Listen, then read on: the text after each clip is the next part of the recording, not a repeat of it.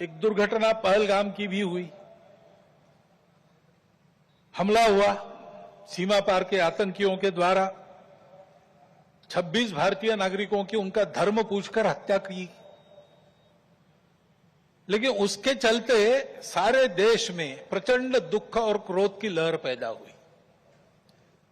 पूरी तैयारी करके सरकार ने, हमारी सेना ने उसका बहुत पुरजोर उत्तर दिया। सारे प्रकरण में हमारी नेतृत्व की दृढ़ता, हमारी सेना का शौर्य, कौशल्य और समाज की एकता और दृढ़ता का एक उत्तम चित्र प्रस्थापित हुआ।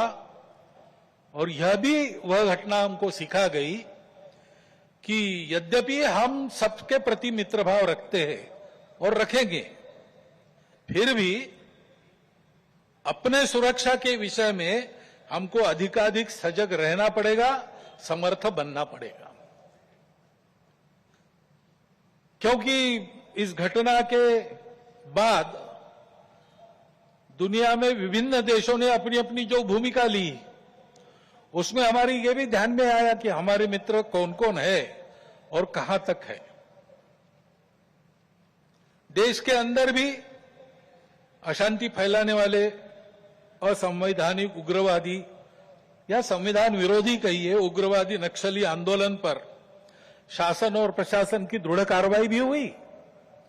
और उनके अनुभव से, उनके विचारधारा का खोखलापन और उनकी क्रूरता का अनुभव होने के कारण समाज भी उनसे मोहभंग होकर विमुख हो गया। लेकिन उनका नियंत्रण तो हो जाएगा, परंतु अब ये उस क्षेत्र में एक बड़ी जो बाधा थी वो दूर होने के बाद